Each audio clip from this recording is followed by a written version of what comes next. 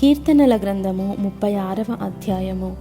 భక్తిహీనుల హృదయములో అతిక్రమము దేవోక్తి వలె పలుకుచున్నది. వాని దృష్టి ఎదుట దేవుని భయము బొత్తిగా లేదు.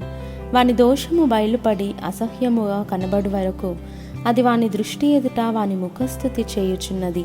వాని నోటి మాటలు పాపమునకును కపటమునకును ఆస్పదములు. బుద్ధి కలిగి ప్రవర్తింపను మేలు చేయను వాడు మానివేసియున్నాడు. వాడు మంచము మీదనే పాపయోచనను యోచించును. వాడు కాని నడతలు నడుచువాడు. చెడుతనము వానికి అసహ్యము కాదు. యెహోవా, నీ కృప ఆకాశమునంటుచున్నది. నీ సత్యసంతత్వము అంతరిక్షమునంటుచున్నది. నీ నీతి దేవుని పర్వతములతో సమానము. నీ న్యాయ విధులు మహాగాధములు. యెహోవా, నరులను జంతువులను రక్షించువాడవు నీవే. దేవా, నీ కృప ఎంతో అమూల్యమైనది. నరులు నీ రెక్కల నీడను ఆశ్రయించుచున్నారు. నీ మందిరం యొక్క సమృద్ధి వలన వారు సంతృప్తి నొందుచున్నారు. నీ ఆనంద ప్రవాహములోనిది నీవు వారికి త్రాగించుచున్నావు. నీ యొద్ద జీవపు ఊట కలదు. నీ వెలుగును పొందియే మేము వెలుగు చూచుచున్నాము.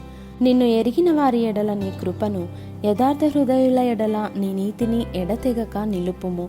గర్విష్ఠుల పాదములు నా మీదికి రానియకుము.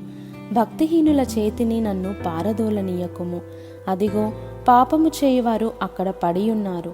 లేవలేకుండా వారు పడద్రోయబడి ఉన్నారు.